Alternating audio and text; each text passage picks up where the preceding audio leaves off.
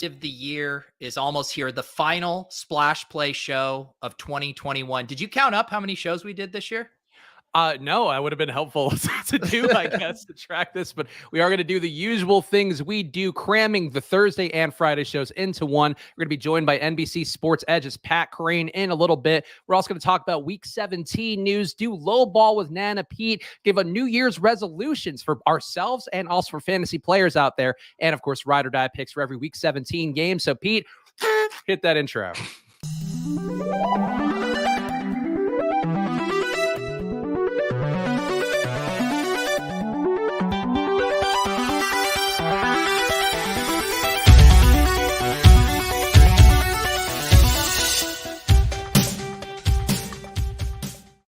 Hello, everyone, and welcome to another edition of Splash Play, the fantasy football podcast for every game under the sun. And once again, I am Chris Spags, joined by your friend of mine, Peter Overzet, and sneaking in through the back door, it's NBC Sports Edge's Pat Kerrane. Pat, how are you doing? I'm doing good, guys. How are you guys doing? Feeling good. I'm excited to have you on, Pat, and I think we could get to Pete too, because Pete, I'm sure you're really excited. I saw you were in the hunt for $1 million on the ship chasing thumbnail. I didn't actually watch the show, but the thumbnail seemed to indicate you're very live to be a very rich man. Oh, no, that was all clickbait. I'm completely dusted. No, that was just to get people yeah, Eric Beinfor and I have a team that we drafted on stream that made it through to the BBM2 finals. That I think it has a decent shot, maybe slightly better than 1 out of 160 shot. So that, yeah, we'll take that anytime we can get it here on this show. So give Pete a little love, help him win that $1 million along with our pal Eric Beinfor by hitting that like button. And if you are watching Pete's channel for the first time or you're not subscribed, make sure you subscribe as well. It's both Pete's channel and the Splash Play channel and the ship chasing channel as well, is doing great work in the world of best ball. But Pat, let's get to you real fast because I'm curious what's going on with you at NBC. I know you are always doing best ball. You're doing a lot of the weekly content, but heading into the playoffs, are things changing for you? Do things get a little bit more fun or different with your schedule? Yeah, so I'm doing my big column over at NBC Sports Edge is called The Walkthrough, and it's a weekly preview column. I'm working on it now. Actually, it comes out on Fridays. And so that will still be going on in the playoffs. I'm still going to be doing that, but it's just going to be way less work. So I'm excited about that. I mean, right now I don't do the Thursday game as part of that because it comes out on Friday. So this week and next week, are the only 2 weeks all season that I actually have to write up all 16 games. So going from that to just 6 games the following week, it's gonna be pretty nice. Pretty nice. Do you have any best ball teams that are doing any damage, or are you just rooting for Pete, as I'm sure we all do as his co-host? No, I washed out. So I'm rooting for Pete. Pete and I have another sweat in an NFC league, which is a managed league. That we're currently in first place in. So that would be nice to take that down. That's my big sweat. And then I have some dynasty leagues that are kind of like mid-stakes dynasty leagues that I'm like in second place in a 3-week thing in 3 of them. So by just a few points. So hopefully I'll take down a couple of those too. So hopefully you do. And shout out to everybody else out there who's in their season-long league championship games, or if you are somehow in one of these big tournaments or these big best ball or managed leagues out there. Shout out to you guys, and hope you guys have a good run and run good down the stretch. Also got to give a shout out to Football Outsiders. Go to footballoutsiders.com/subscribe. Still packages on there, 99 cents a week. Probably will be through the end of the season as well. So just get some great data in your life. DVOA is the big one. Defense versus receivers also add a lot of value. DYAR, another good one to look at. That's been making some headlines this week. Poking some holes in Joe Burrow's recent run. But point being, there's a lot of good data to help you make contrarian picks over at footballoutsiders.com/subscribe. So get in there now. And Pete, we got some week 17 news, and we're going to try to do this fast and then mix it into the ride or die picks as we go. But I feel like the Jimmy Garoppolo news is a pretty big one. He does have a thumb injury, but refuses to rule himself out, as despite no matter how many likes John Lynch has given out on social media. Seems like Jimmy could play, Pete, but what's your lean here? Does Jimmy go, or do we get one more Trey Lance start and maybe a chance to show what he's got heading into the playoffs? I mean, there's so many different factors here. I mean, I think Jimmy knows that if Trey Lance comes in and plays really well here, like he could just be on the bench for this, 49ers playoff run. So he's, as Spags, you taught us about the Wally Pipp, meaning he's very afraid to get Wally Pipped here. On the other hand, we've already seen with the 49ers when Eli Mitchell had a hand injury too, and they just like wrapped him up and was like, go out there. He's catching passes. Obviously, quarterback's a different position, but I am not going to question Shanahan and Jimmy G's stubbornness And to the point where I think I wouldn't be shocked if Jimmy G finds a way to go out there with a club hand. And Pat, you mentioned you're writing your column now. So how are you approaching this Niners situation where you do have Jimmy G potentially playing? You could get Trey Lance. You could also have the return of Eli Mitchell, and maybe Jeff Wilson's earned some snaps in the time he's been away. So what do you make of this all in a pretty good spot against the Texans?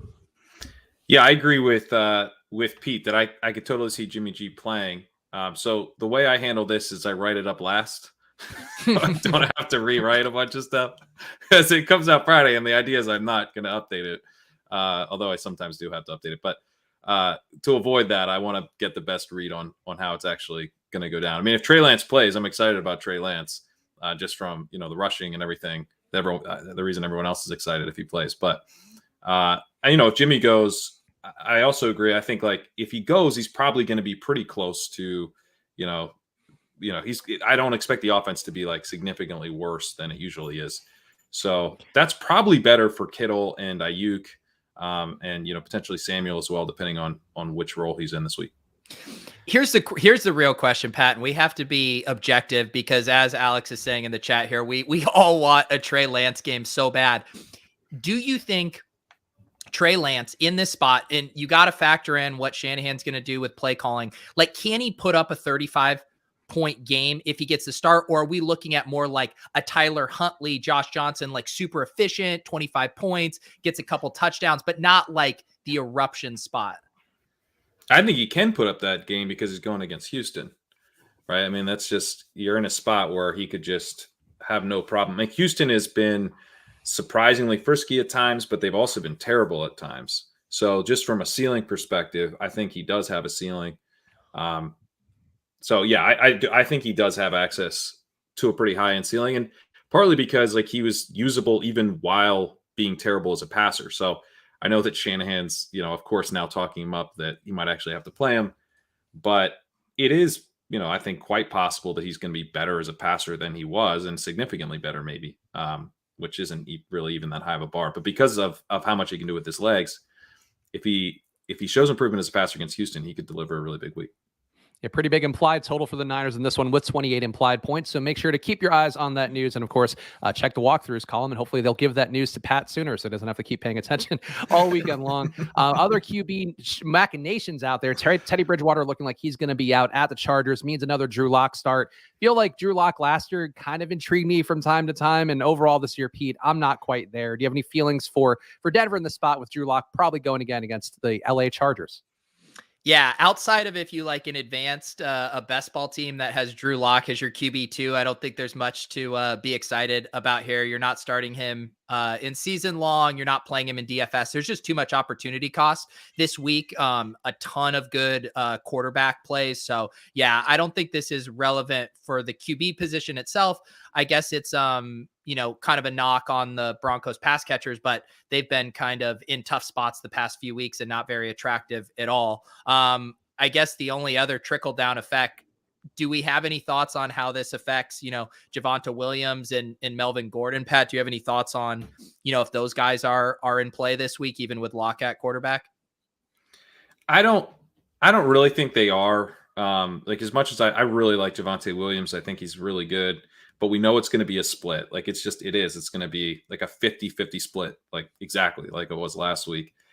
Javonte Williams can get there with big plays against the Chargers. I mean, he can definitely do that. But I do feel like the opportunity cost is pretty high. And like on DraftKings, he's 6,400. It's not like he's cheap. Yeah. So you're paying a lot, and it's a pretty thin bet. And filling in last week, Drew Lock did not have the normal air yards he had last year. Only had over, I think, 60 air yards per receiver going around. So it wasn't like he was slinging it deep like he did in the previous season. So that's something to keep in mind for me too. Another QB situation, unvaccinated Carson Wentz on the COVID list. They are another team, much like the Saints we talked about on Monday with the disastrous Ian Book debut. The Saints called Phillip Rivers. The Colts also called Phillip Rivers. He doesn't want to come out of retirement for either team. So it seems like we're getting Sam Ehlinger versus Las Vegas. Pat, Sam Ehlinger, do you have any thoughts at all on I think he's technically the QB2, but he might have been QB3 at points throughout the year. I think we're going to have Wentz. I think Wentz is going to play because he can clear the COVID list based on the minimum 5-day period before the game. He won't be able to practice all week, but Frank Reich came out and said that he will start if he clears. And basically all that has to happen is he just doesn't have to have symptoms on Sunday, which is going to be team reported. So I'm pretty sure he'll be playing. Pete, do you have any thoughts here? Feels like the rules have been changing around a lot this week, and I thought it was 5 days if you're vaccinated, but I honestly, no, I don't know. Everyone. Oh, okay. Well, I'm going to be completely honest. I don't really follow that rule stuff too closely. It's just when people say a guy's in, I'm like, okay. When they say he's out, and I don't know. I can't. It changes every time. The rules seem so arbitrary with it. So I have not wasted my mental real estate trying to figure it out. We have to do that for the blurbs. We have to do this. So it's I bet they changed it on Tuesday. They changed it to a 5-day isolation period for both vaccinated and unvaccinated players. So I think you can still test out if you're vaccinated. You can't test out if you're unvaccinated, but Wentz will be eligible to come off if he does not have symptoms for the game. Interesting. So, I mean, I think to me, the one machination that could have, and I'm saying that word so many times today, but Jonathan Taylor, I think you're going to lean on a little bit more if you have Ellinger in the mix. Not that they're not leaning on Jonathan Taylor a lot as is. Also probably sees a lot more 8 men in the box if you have Ellinger somehow starting, but keep your eyes peeled for the NBC Sports Edge updates there, because apparently they know the rules much better than Pete and I do. I will fully acquiesce on that one. Speaking of COVID list, Mike Evans, the last one we'll bring up in this news section. Mike Evans currently on the COVID list. As Pat just explained, there's some different rules there, but if he is out, Pat, in the spot, he's also banged up from last week too. How does this affect the Bucs for you? And I guess another potentially chalky week for Antonio Brown. Yeah, I think with Evans, right? We have the hamstring injury too, so it seems like less likely that we'll get him. But I don't know if Antonio Brown's going to be chalky this week. Like last week, I just ate the chalk on him because he was so cheap. This week, he's more expensive. Although he's still only 6,100, so he's not that much more expensive. I do think that Rojo's set up for an even better week than he was last week because he's going against the Jets, and we're just looking at blowout city here. Gronk maybe is not as popular because he had a dud last week, so I'm interested in those guys. I think a little bit more than AB, but I don't know. I mean, I'm gonna have a hard time like full fading Antonio Brown, just given that the Jets are very susceptible through the air. They're susceptible to the deep pass. Brady might just decide to throw for 5 touchdowns this week.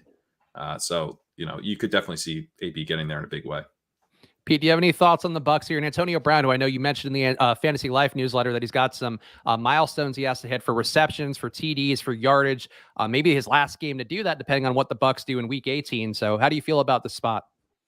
Yeah, I mean, when I'm looking at his ownership right now, I mean, I'm seeing 40%, and that's normally even conservative for where he comes in small field stuff. So it could be like 55, 60% in small field. Pat and I were talking about this in another group chat earlier, where I feel like it's one of those things where you fade him and you just pray that he doesn't get in the end zone twice. Like he's going to get, 7 to 8 catches, and he's probably going to get, 80, 90 yards. And you just got to pray he doesn't bury you with touchdowns, I think. Any other news this week, Pete, that I didn't mention here that's just worth bringing up top? Or if there's any you want to sprinkle in as we go game by game too, that's also fine by me.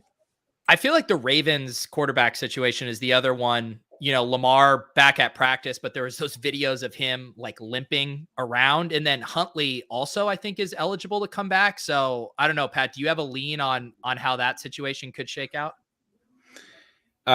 It seems like, Huntley, I think, got cleared officially. So yeah, Huntley's been cleared. So I don't know. I mean, the Lamar stuff, like it does seem, I was talking to Kyle on a Good Football Show. He's making the point that like, we normally don't want to be, looking at these training camp photos or, the practice videos or whatever, and trying to determine how healthy a guy is. But with Lamar, maybe there's like a little bit of value to that because so much of his value comes as a rusher. So it is a concern to me if he's kind of limping around. And if he is, I'd rather them just play Huntley because, Huntley's going to be quite valuable as a fantasy asset. And he was moving the offense just fine the last time we saw him. I don't know. My lean is that they probably play Lamar because they have to win this game. So they're going to go with the guy who's better, but maybe not fully healthy would be my guess. Yep. So there we go. So there's some of the news. We'll talk more if there's anything that's relevant for you guys out there as we do go game by game. Pete, your choice here. I feel like we could introduce Pat to Nana Pete and do low ball, or we can do the fantasy New Year's resolutions, whichever speaks to your soul more. let's lube up with the New Year's resolutions. I don't know if Pat's quite ready for Nana Pete. Also, PD Pete needs to have a few more drinks. Oh yeah, I forgot we were supposed to be drinking today. I was honestly been doing work all day. That was the one thing that we had agreed on for the show. We agreed on it. I mean, I don't need an excuse to drink at 2:45, but I took this excuse because you told me you wanted it to be a festive drinking show. I know. That's funny. That's funny how that works when you forget to take time off between the holidays and actually have work to do. It's a bit of a down here, but I do have a tiny New Year's hat that my girlfriend so thoughtfully got at the grocery store. I asked her to bring back some New Year's supplies. I got these two. I got that thing, this thing, and then yes, a very little New Year's hat that for a baby, for a dog, unclear. I like that hat. That's pretty nice. I'm I feel like styling you should take off your hat though, so you could right now it's a hat on a hat. Well, we always do hat on a hat style comedy bits here. People, my hair is fucking disastrous, but I'll do it for the sake of New Year's. That's it right there. That's okay, it. So it's time. Now you look like you're a little monkey bellhop at a hotel. A traditionally Italian character as well, Pete. But it's time for, as you can tell by my hat, it's time for our fantasy New Year's resolutions. We're going to give some of our own personal fantasy resolutions, some player ones. It's going to go wherever direction that we want to go. And Pete, do you want me to set the table with one, or do you have one off the top of your head?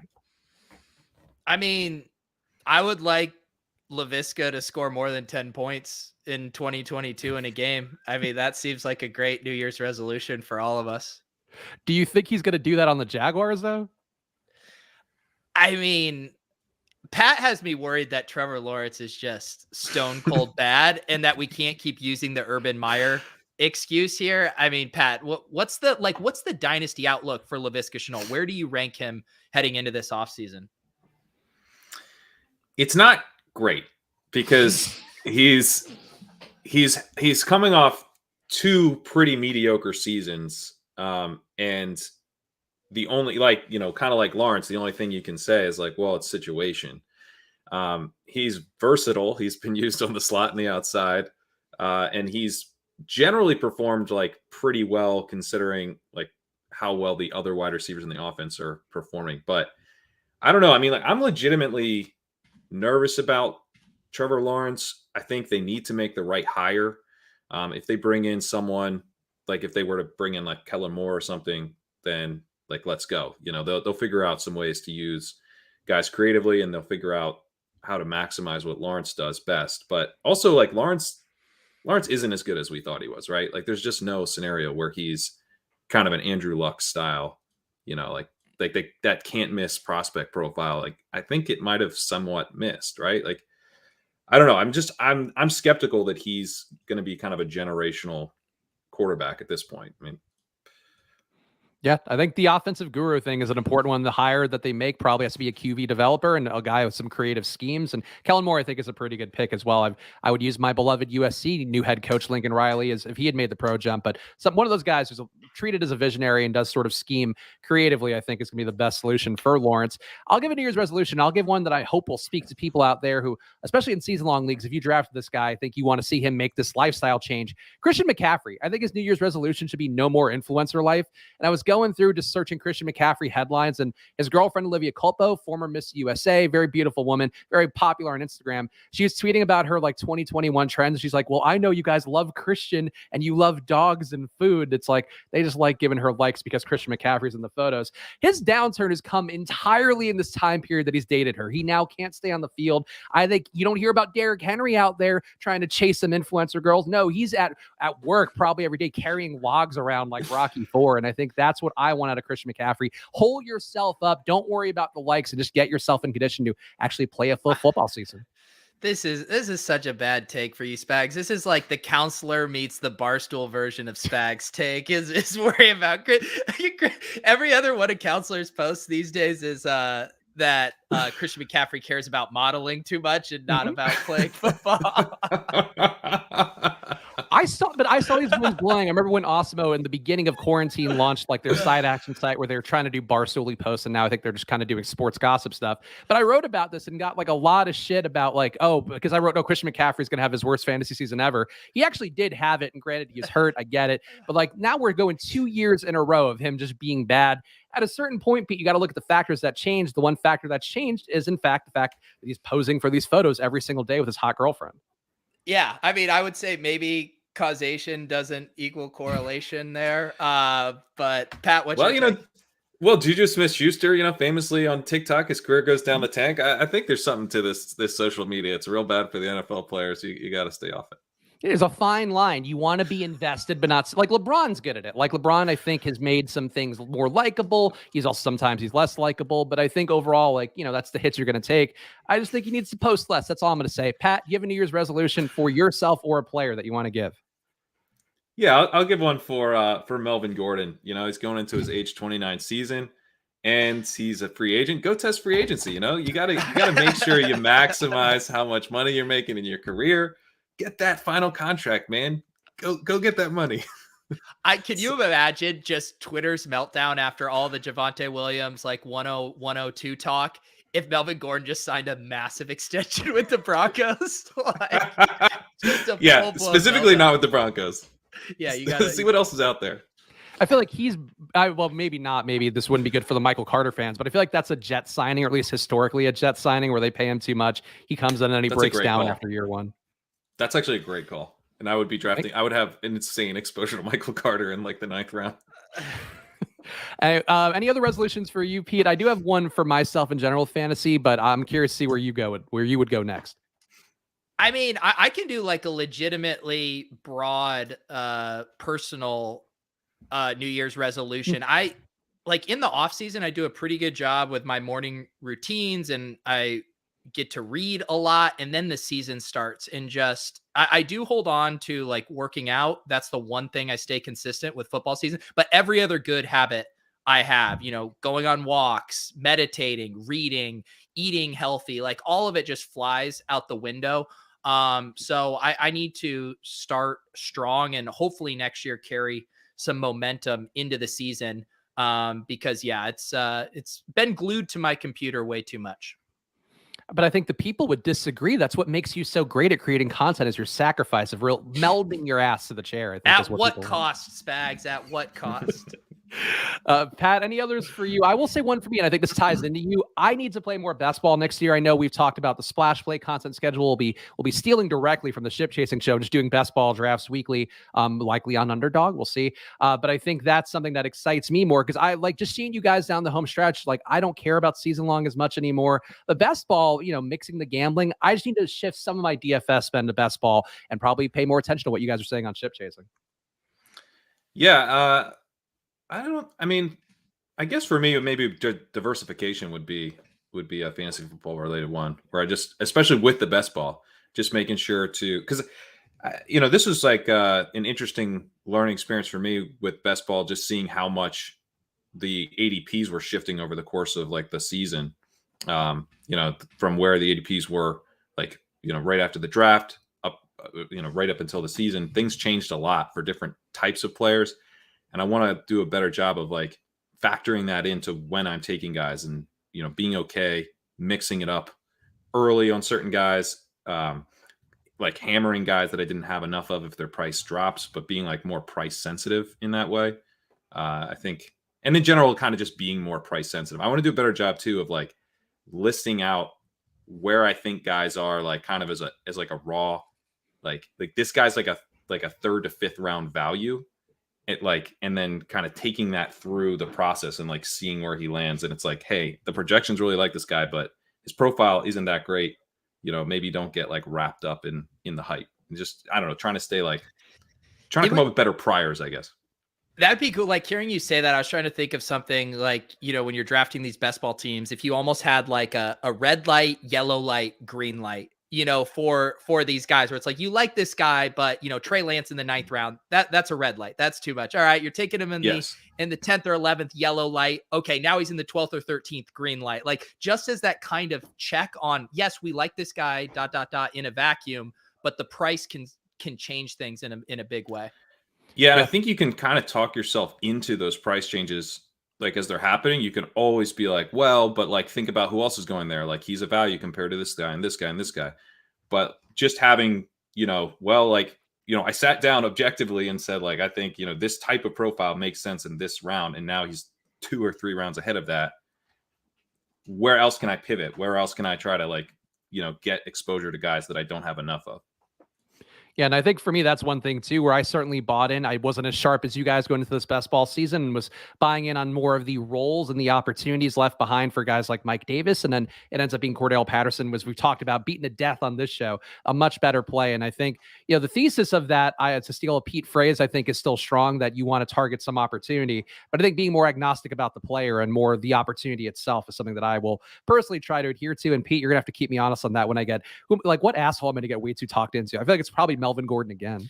You gravitate toward the olds. We all have our Achilles heel. Ours is falling in love with, unrealized upside. We can see it in our mind's eye, but the chances of it actually happening are probably lower than we assign to it. Yours is the volume trap, where you fall in love with the projected volume a little bit more than maybe the fragility of that would suggest. So maybe we meet in the middle and become good best ball players. I hope so. I think for NBA, I think my approach is looking good, but I think for the NFL, the volatility just makes it really tough. And that's the one thing that I made a mistake with that I'll advise pretty heavily against in 2022. That's my resolution. And one question from chat, we got actually a good one from Ivan Black saying less foursomes and more Bible study for DK Metcalf to bond with Russ. That is a good one. But inches and girth, Pete, will Top Shot rebound next year? I'll offer one personal anecdote. I've had a Jaylen Brown on the market for $10 for roughly 5 months that is not sold. It's sold this week, so I'll say that it will rebound. I will say, I was telling Pat, I've been doing a little bit of tax harvesting on Top Shot for some of the moments I bought at the Pico top there in March. And I haven't been dumping them. Like, I've been listing them slightly above floor, and all of them have sold. So like, the market is still pretty active right now. I think they're still finding their footing overall with their roadmap and the scarcity and the size of these additions and stuff like that. But the fact that those moments are still selling and the marketplace is pretty active, I think is a good sign long term. So there you go. I just sold at the moment that I took a big old bath on, but that's quite a tax harvest. What did you dump? It was actually a LeBron, but I bought it at like the top for thousands of dollars, and I sold it for under $1,000. Yeah, there you go. All right, so there we go. There's our resolutions. I'll blow, and I'll just keep the hat on because I feel like the hat's working for me. This might be my new look, like Jughead in the Archie comics. It's wear a tiny little hat on myself. Yeah, I mean, it makes you look like you have a massive head, which I think full is of brains, Pete. That's yeah. I guess that means it's time, Pete, to do a quick round of low ball, and it unfortunately means that we're gonna have to introduce Pat. And I feel like Pat, I'm sure you are tangentially aware of seeing these things on social media. We do a lot of characters when we don't have guests on, then we have the guests on, and we're just ourselves trying to have fun. But Pete has developed a Nana character that I think you're gonna cringe just being a part of. Oh my God. Here we go. Here's. Oh, what did the cat drag into the show? So Fresh Pat, meat. Nana Pete, one of our beloved characters, started as a bit where we would hold up crystal balls and try to give low probability prognostications. Turned into Pete becoming a woman from the 1920s who talks a lot about butts. Yeah, why doesn't our guest stand up and do a little twirl for us? No, it's a horny Nana? Is that? Oh, no. We don't shame. We don't kink shame in 2021. That's a woke, horny Nana? Mr. Spags over here refuses to show me his tushy, the least you can do. Who knows how long I am for this earth? If I shed my mortal coil before seeing your two cute butts, I'll never have lived a fulfilled life. So Pat, the accent's changing. Would she fit in well on the best ball drafts and the quality content you're doing on Ship Chasing? I mean, to be honest, yeah, it would fit right in. So yeah, there we go. Channeling Tina from Bob's Burgers. Andrew says in the chat that is in fact a big part of Nana's character. But Nana, Pete, do you want to explain low ball to Pat too? So we're doing two segments at once here that we have to lull Pat into. Yes, Pat, are you familiar with making horrible DFS lineups? Sure. Okay, well then this is your segment because honestly, Spags, it will take me so long to explain in this cadence. No, you go ahead. You're doing good. You're doing good. Okay. We are going to try to make Are those sirens that I hear? They are. Oh, you must. I live in New York, live in- Nana. Oh, yes. You live in a speakeasy. You're drinking a triple IPA with Yeah. hints of mint and hibiscus and twirling your little mustache, riding around on your fixed gear bicycles, listening to prog rock. Is that what you do over there? It is actually. Okay. Anyways, low ball daily fantasy sports.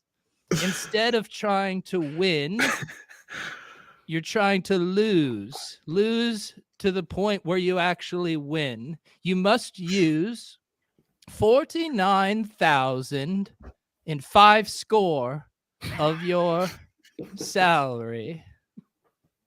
Okay? Also, if someone in your lineup gets a 0 without seeing the field, now, if they play a snap, good for them. Good participation trophy for you, Jalen Richard.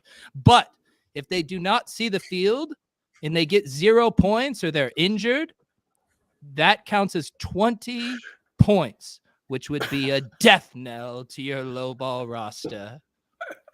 This is like some Shakespearean actor now. Thank you. I feel like my theatrics are often underrated by this community, and it's great to hear. You're so Sure, there's peppy. a real dramatic flair now that Pete has brought to the Yes. show. I'm glad somebody else gets to experience it besides me. I did do King Lear back in 1923. I was Mr. Lear himself. Theater in the round. Please don't throw up, young boy. Hold it in for a little bit longer. I think you also did Norman Lear back in your day. Hey, please don't date me like that. Spags, is there anything else I'm forgetting here while I get up this screen share? No, I think you covered it pretty well. Low ball, the goal is to get the lowest score possible. Of course, the QBs playing limited snaps, which for some reason is in vogue right now in the NFL. Going to be a higher priority for our draft picks. But Nana Pete, you covered it surprisingly well for a woman who only did this for 1 week. Thank you. And I will say last week's low ball was lost to the sands of time because this millennial over here couldn't figure out how to accept a head-to-head invite on draftkings.com. I think I didn't get the invite. I will stand by that, but we will get it in this week for week 17. And I think, Nana Pete, you can go first since you did such a great job setting up the bid. I would love it. No. I'll go first, although I will offer up the number 1 overall pick in a trade. One of you put your cute little butts up against your webcams and you can go first. That's okay, Nana Pete. A full colonoscopy for the first round pick. Okay, I guess if that's how it has to be, then okay, I guess I will pick. Now, which one of these dusty ass quarterbacks is going to see a few snaps this week and not actually play? Whatever. I'm going to put in Jake Fromm. Ooh, Jake Fromm benched last week, but back in low ball this week. That is correct. Jake Fromm, I have no idea if it says right here from DraftKings news source, him and Mike Glennon are both expected to take snaps at quarterback. Now that is how it's done, gentlemen. That is how it's done. I will go. Actually, do we want Pat to go next or should I go next? You can offer him a trade. Maybe he Go ahead. If Pat, Shows you want to you press your what butt cheeks up against the camera, I'll let you go. No, you can go. All right, I'll take good old Marcus Mariota back off the COVID list. Hopefully, we'll get his 1 snap and do nothing with it, as has been ceremony for Rich Bisaccia for weeks now. Oh, so we're all making our own lineup. I thought we were all just doing a shared lineup. No, this Snake is draft style. This is like the gladiators in the Colosseum battling it out for shitty DFS supremacy. All right. I'll take Dario Gumbawale. Oh, Ooh, an actual player getting snaps. Bold move by Pat. Pat, are you familiar that you do get 1 point per reception on DraftKings.com? I am. I think I'll have about one of those. Oh, my God. I added him in some season-long teams where we're hurting at running back, and I hope to God you're wrong. Also, Pat, you get to go back-to-back because you are in the 3rd spot, and Huntley for MVP recommending another good one. The Sam Darnold-Cam Newton split could be a decent QB pick, but follow your heart. Did somebody say back-to-back? A couple of tushies pushing up against each other?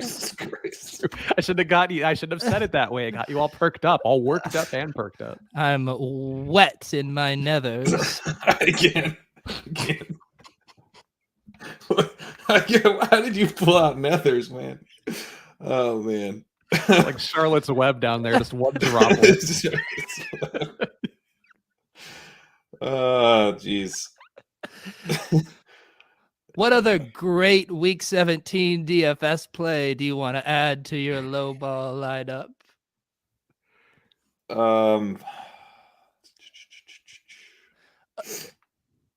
You will have to eat some salary at some point, so just put Cooper Kupp in while you still can. So let me figure out a quarterback. I can't take Glennon. I guess I'll take Glennon. You can. You can. It's a somewhat incestuous pick with mine, but we'll allow it. Little Spaggies in your cute little hat. What will it be? Me and my cute little hat will take one Devontae Booker, who outsnapped Saquon Barkley last week, and his price is up as a result. And that seems like just solid low ball play, Nana Pete. Solid, yes, I suppose. But I'll show you how this game Did you take Spags? Devontae Booker. Devontae Booker. All right. I am going to chew through some salary like I chewed through Tim Hortons' butt in 1943. Debo Samuel. Come on down. Some butts. Really? I'll tell you what. I see these think pieces about how it's ass-eating season. Oh, it's always been ass-eating season where I come from. Jesus Christ. I do get 2 picks. You do get 2, much like 2 cheeks. You get 2 picks. I love having 2 picks. I will use Cordero Patterson, 6,900. Very nice. He's on the road at Buffalo and far too expensive for his current role in the offense. Okay, I like that one. I will go to the backfield mate of a person that Pat already took, Auntie Eaton. What the actual hell is going on? A low ball draft. That's what it is. Nothing to see here. I'll take Nathan Cottrell, who's 4,700 on DK for reasons unclear. Who the fuck did you just say? Nathan Cottrell. So if he doesn't see a snap, what's the penalty? 20 points. Ooh. 20 points. Pull up his photo, by the way. He does not look like a man that should be playing running back no matter what time of the year. The best part about these picks is you are legitimately going to have to finish your roster with Cooper Kupp and Jonathan Taylor. You imbecile. Pat.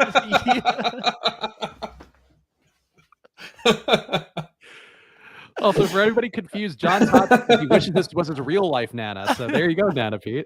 I'd let you sit on my lap and we'll go riding for a pony, whatever the game is. Anyways, Pat, who's he going to be? I will go Saquon Barkley. Ooh. So we're doing swapsies with our backfields, huh? Look at this. Mike Glennon checkdowns to Saquon Barkley all day. That man has thighs like I've never seen before. It's like a sequoia tree. You could cut a hole in it and drive a car through Saquon's thigh. Pat, you got one more pick?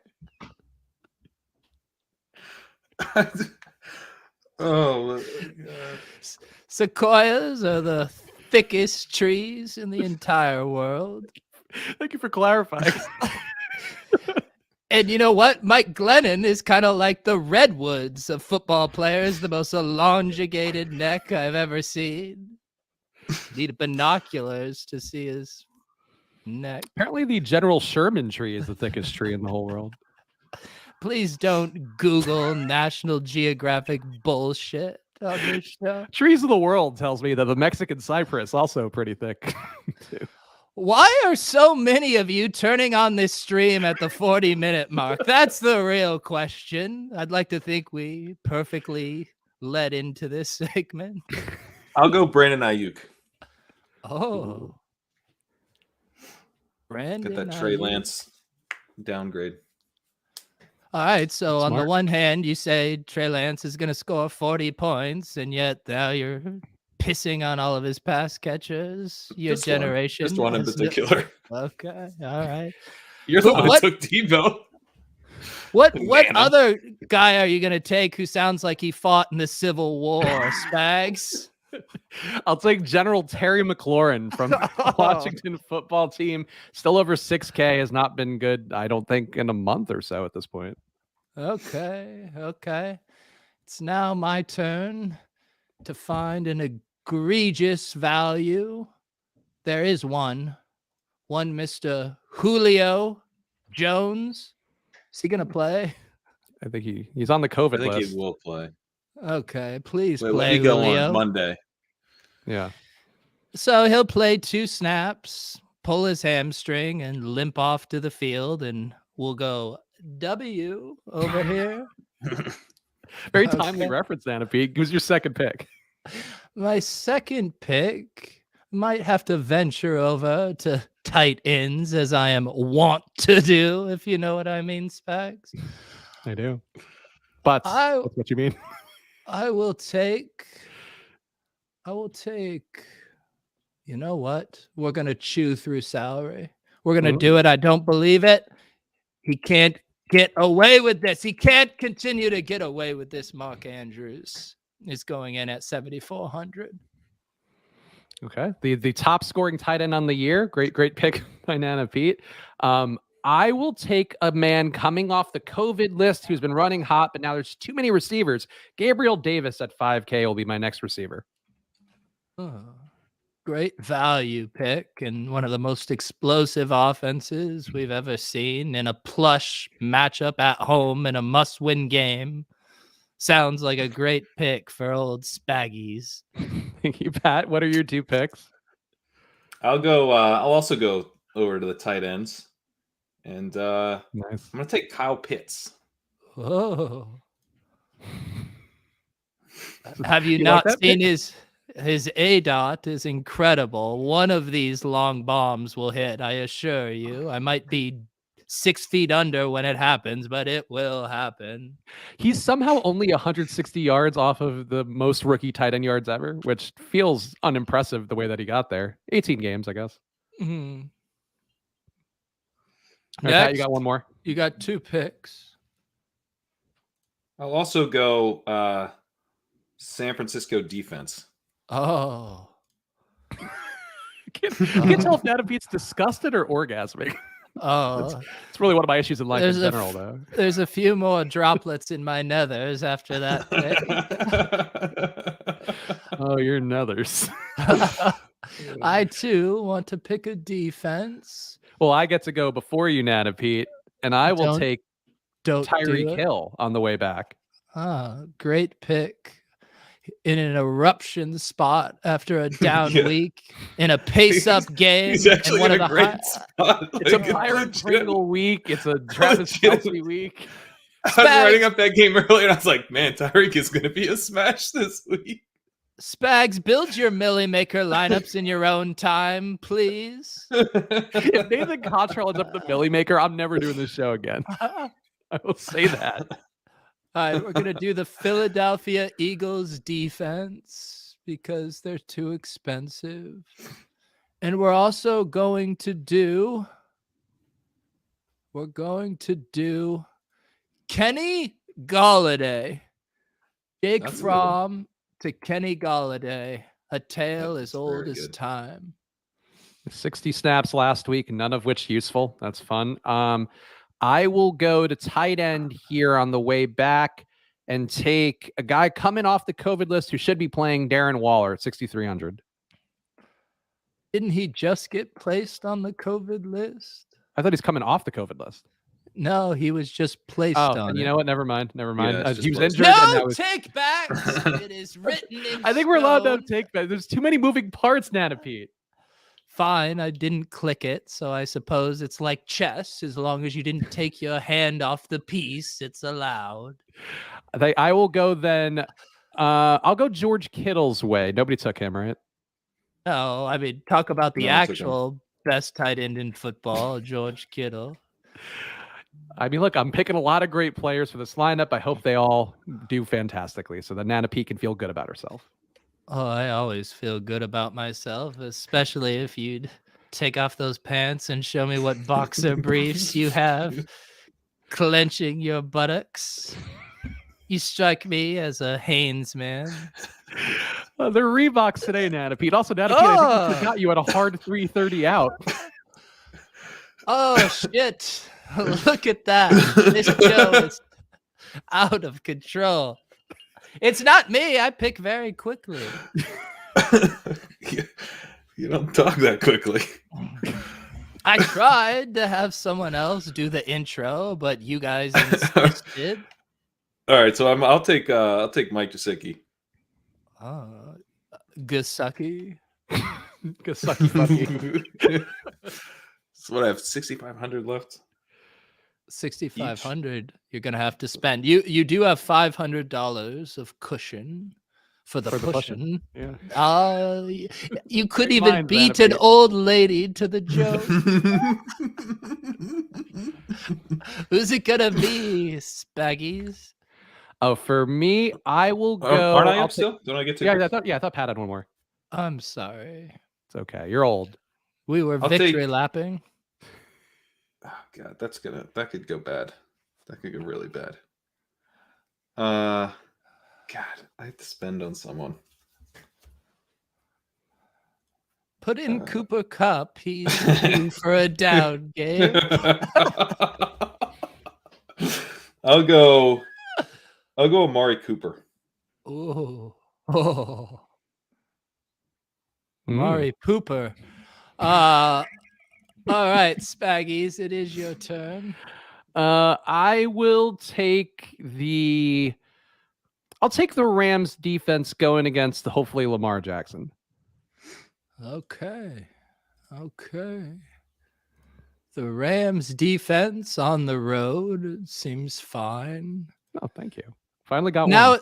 it's my turn to finish this lineup, and I'm going to scroll. I'm going to look for a running back, the dustiest of running backs. Which of you little boys will play? Alex Arma, Evander Holyfield, congratulations on the career change. Frank Gore is boxing and Holyfield is playing football. It's a 55-year-old former boxer at running back.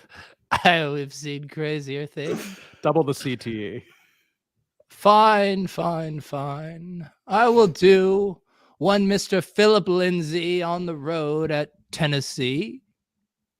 Okay. And now I will pick probably a tight end that costs $3,400. Oh, no. Cole Kmet's too good of a pick. It's a perfect pick. But Evan Ingram sucks major ass, and I have the stack already. My lineup is done. Not even Picasso could have painted something so beautiful and abstract. I have 4,900 left. I will take my flex position running back that I'm glad Nana Pete didn't take. Le'Veon Bell, who is now on the Bucks, if you're not aware, and playing snaps. Yes, Very well, nice. when Rojo fumbles on the first play of the game, Le'Veon Bell's going to get 40 touches. Congratulations, dumbass. Sure. We know Rojo does that, Pat. What do you want for your final pick? How much salary do I have? 6,400. You So got to I- spend 5,900 or more. Take Marquise Brown. Boom or bust? I'll take DK Metcalf. Wow. Oh, very risky. Someone didn't hear he was in the air yards by low model. Oh, I don't have it. That's too much. Oh, you're trying to overspend on good players. Did we not explain the rules of the game?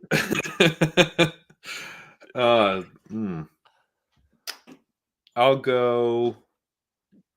Devonta Smith has been a go-to staple for my low ball teams this year. I'll go Mike Williams. Wow. Oh. There it is. That was all she wrote. Spags, are you speechless? I am. It's a beautiful, beautiful low ball lineup by Pat. Beautiful lineup by Nana Pete. Really, mine, I think, exceptional as well. We did it. And now we have 8 minutes left for ride or die picks, Nana Pete. So that's going to time out pretty well. But I'll do the intro here for ride or die picks. And of course, ask for likes too, whether you're watching on Pete's channel or the Splash Play channel. We appreciate it a bunch. So make sure you are subscribed and hitting the like button because it helps us get seen by more people, which we would love to do more of in 2022. Pete, how are we going to do ride or die picks in 7 minutes? Rapid fire. Okay. That's how. Rapid fire ride or die picks. Pat, you know the game by now. We're going to do 1, 3, or 10 pointers. We're out of stock on 2 pointers as well as 4 through 9 pointers. So we are going to go game by game. Giants, 15.5 implied points. Chicago, 21.5 implied points. Pete, fast picks. Let's go. You said Dallas game, right? No, Giants, Chicago. Giants, Chicago. You're close. NFC. What's the over under in this game, Spags? Over under is 37. All right. Will you give me a 10-pointer if this game goes under 27 points total? I will. I'll begrudgingly do that just for the sake of speed. My ride or die pick for this one will be the Giants do not have a scorer over 10 fantasy points, including the quarterbacks. Is that a 10-pointer, Pete? Say that again. No scorers over 10 fantasy points for the Giants, including the quarterbacks. Including the quarterbacks. I'll allow that, Pat, for a 10-pointer. 10 points. Sure. No one. All right. Yeah. All right, Pat, what do you want? Giants quarterbacks combine for more designed rushes than Justin Fields. What? Is Justin Fields even going to play? Yeah, Is I think he is. I thought it was Nick Foles that got the start. That was last week. Okay. Big Fields is supposed to be back. I mean, are you going to... So Willis, Pat, you know Willis. He's the one that does the accounting for these. Where can Willis find this designed rush information to tally this score? PFF. All right. As long as you help Willis on that. It's on PFF. You can see that they have attempts under their rushing thing. It's designed. All right. I don't even know. Is that a 10-pointer, Spags? Fuck if I know. I think it's a 10. Justin Fields runs a good amount. All right. Next. Yeah, 'tis the season still in the giving spirit. Next game, we got the Rams 25.3 implied points, Baltimore 21.8 implied points, and Lamar expected to be back in this one. And Pat, you can go first. Well, what was the someone else go first? What's the game? I'll go first. I want a 10-pointer. Marquise Brown outscores Cooper Kupp. Oh yeah. Yeah, that's a 10-pointer. It's one of those classic tricky Pete ones. Pat, what do you want in this game? I'll do. Is it a 10-pointer if I say one of? No, I don't like that anyway. I'll do one. I'll do Odell Beckham outscores every Ravens receiver. Not Mark. Every Ravens wide receiver. You got it. You got to include Mark Andrews in that for a 10-pointer. I don't want to include Mark Andrews. I mean, you're saying he just has to outscore Marquise Brown and Bateman. I'll give it to you, but that's a 3-pointer. All right, I'll take it. All right, I will take in this one. Cooper Kupp double the fantasy points of Lamar Jackson. Okay. Is that 10? Yeah. I have an idea for how to speed this up. Yeah. One of us tosses it out and they say their side, and then the other two people get to take whatever side of it they want of that same bet. I don't understand what you just said. So I said in my example that Marquise Brown outscores Cooper Kupp. You then get to decide, do you want to be against that for like a 1-pointer or tail it for a 10 kind of thing.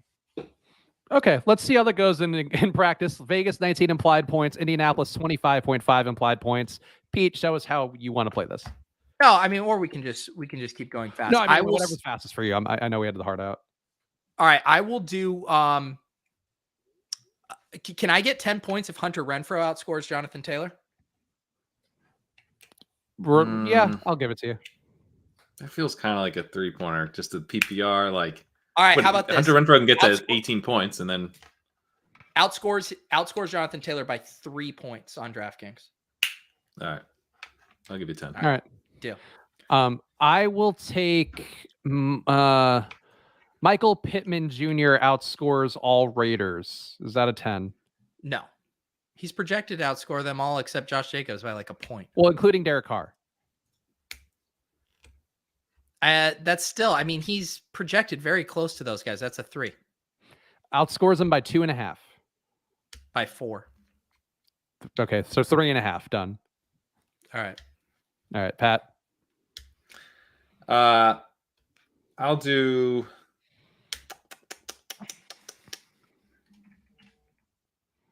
Foster Moreau outscores Michael Pittman. I think that's a 10. With how Moreau's been. It's a 6, but we don't have 6s, so we'll give Pat a 10. Here's what we should do, Pete, to speed it up. We have to throw unequivocal 10-pointers out, so no negotiation. They just have to be like so outlandish. Okay, so for this one, so Tampa Bay 29.3 implied points, Jets 16.3 implied points.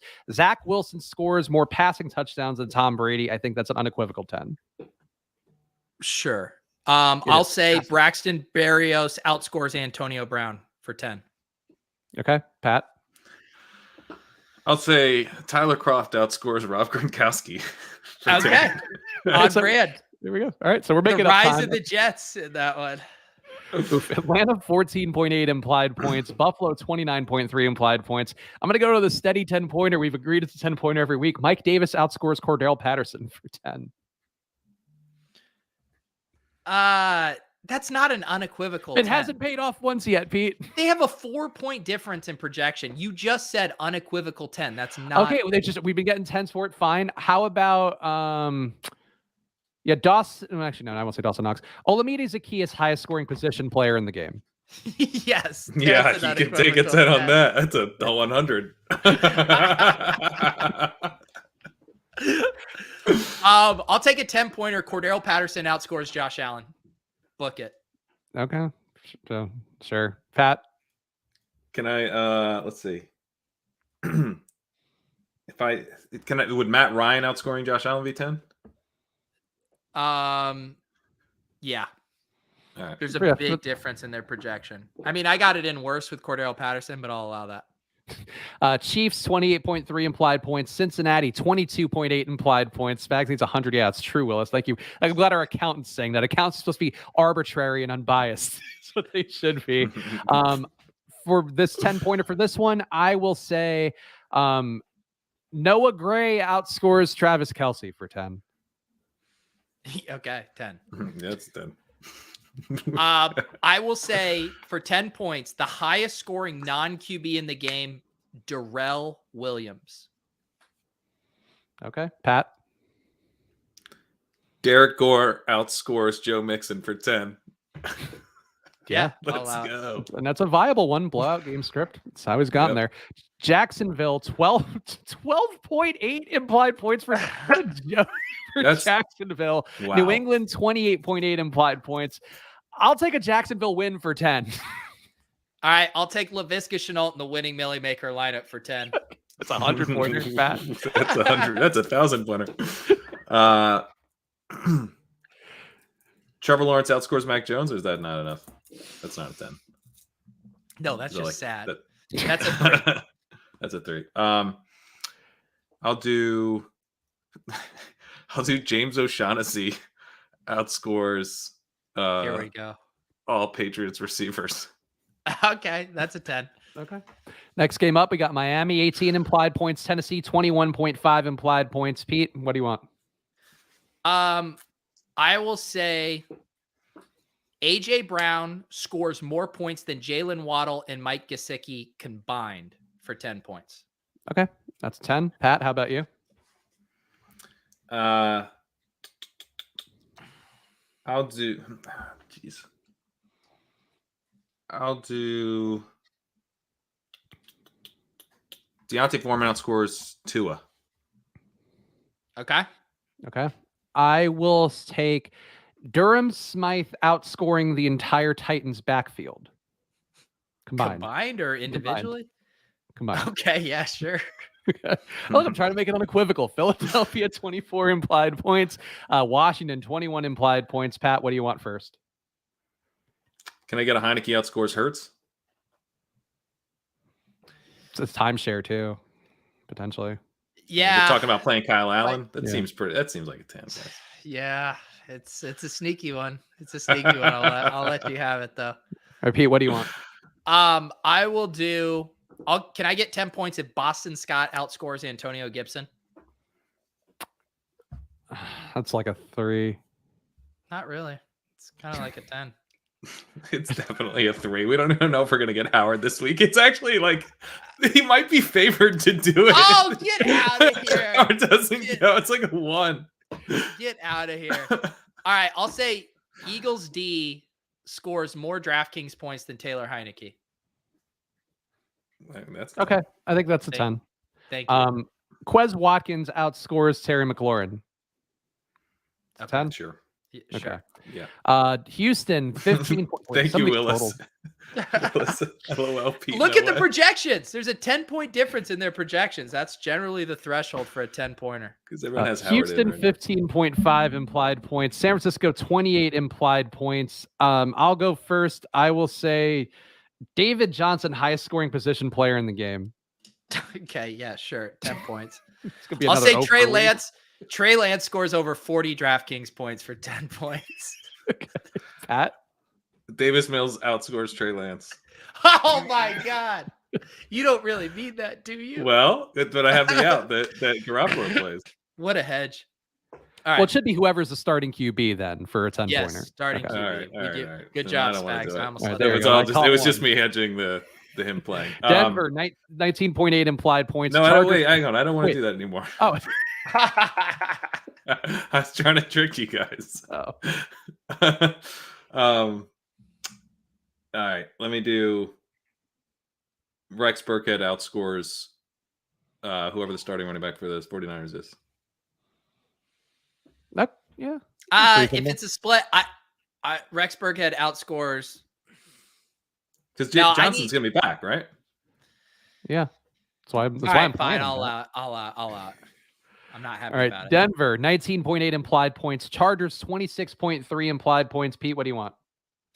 Can I get 10 points if Drew Lock outscores Justin Herbert? I'll give it to you. I was actually thinking that one too. So that's Well, it's you a snooze, great you lose. pick. So it means it's probably going to lose, actually. I will take Noah Fant to outscore all Chargers skill position players.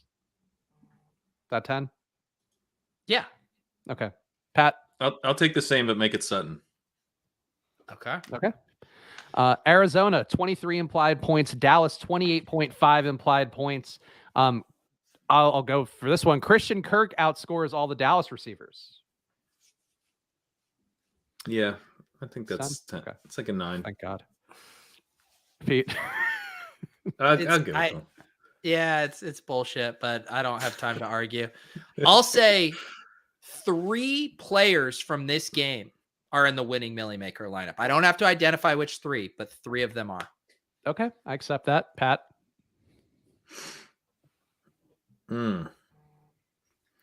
I'll say Tony Pollard outscores both Cardinals running backs. All right. Okay. That's hot. From your lips to God's ears. Detroit, 17.8 implied points. Seattle, 24.8. This one, I will take Amon-Ra St. Brown outscores all Seattle receivers. I mean, he's projected to. No. Yeah. Is he? Okay, I guess which Josh Reynolds gets COVID. I guess that's going to throw things off. How about Khalif Raymond outscores all Seattle receivers. Now we're talking. Yeah, that's a 50 burger. Pat, what do you want? Can I do Gerald Everett outscores Amon-Ra St. Brown? So 1 For 1. 3. Gerald Everett Got like 10 plus targets in 5 straight weeks or something. by outscores by 2, and I'll give you 10. I'll think of something else. I'll do Pat doesn't negotiate with terrorists. It's true. I'll do Rashad Penny outscores Russell Wilson. All right. Yeah, it's like an 8, but we'll round up for you. I will do DeAndre Swift, highest scorer in this game, including the quarterbacks. Okay. That's fair. Got last game on the main slate, Carolina 15.8 implied points, New Orleans 22.3 implied points. And this one, Pat, you can go first. What was the game again? New Orleans, Carolina. I'll do DJ Moore, highest scoring player in the game. Okay. Is that a 10? Yeah, that's 10 enough. Yeah, so what? Taysom and Kamara are the big. Yeah, Taysom and Kamara. Yeah. Yeah, I'll do that. I'll do Lil Jordan Humphrey outscores DJ Moore. Is that 10? Sure. Yes. Okay. Pete. Can I get 10 if Mark Ingram outscores Kamara? I feel like that's a 3. It's not. They were pretty much the same snap wise last week. There's a 12-point gap in their projection. I think it's like an 8 to 9. And we're rounding up. Merry Christmas. Happy New Year. Fine. Just for the sake of timing, Pete, I'll give it to you, but I'm planning a flag of objection right now. Sunday Night Football, Minnesota, 20 implied points. Green Bay, 26.5 implied points. Last ride or die pick of 2021, Pete. What do you want? We normally do Showdown Captain for this, right? That is correct. It is Sunday Night Football. All right. Justin Jefferson, winning Showdown Captain. Okay. Even though it's supposed to be like 5 degrees. Yeah, that's a really good one. Adam Thielen out for the year, so that's why it's a really good pick. Pat, what do you want if you want to pick a Showdown Captain? That's an easy 10-pointer. Tyler Conklin. Love it. Is KJ Osborne's healthy, right? Actually, no. Wait, you so. took Justin. I'll take Devontae Adams, Showdown winning captain. There we go. Okay. There you go. All right, done. All right, Pat, what are the plugs here? Of course, people should be checking you out. They should be following you at Pat Kerrane. They should be checking out Ship Chasing Weekly and your work over at NBC Sports Edge. Anything else you want to say to the people or wish them well for the new year? Yeah, everyone have a happy new year. I mentioned we do a recap pod, which I think is pretty helpful on NBC Sports Edge. So we're doing that for the next couple weeks here as we close out the season. And then I think we're transitioning to a playoff pod that'll be more like a roundtable podcast. So check that out once we get into the playoffs. Nice. Always good content over at NBC Sports Edge. Pete, any plugs for you or anything you want to say in your final moments here on Splash Player 2021? My final moments. It sounds like you're about to kill me. If Spags walked into your screen right now, I would be a great bit. Really freaked out. It would be an incredible bit. That's why Spags moved across the country, because he's stalking one me. day I'm gonna pop in. I'm doing a few things tomorrow. I'm going to do Awesemo's show On the Contrary at 11. And then I'm doing my GPP show at noon with Andrew Wiggins from ETR. Excited about that. Nice. And then also going to wrap up at 4 p.m. Going to do a show with a couple of our bouncers from the Deposit Kingdom Discord. We're going to have Willis, our accountant, on. We got Lou Dog, Dangy, and Clay.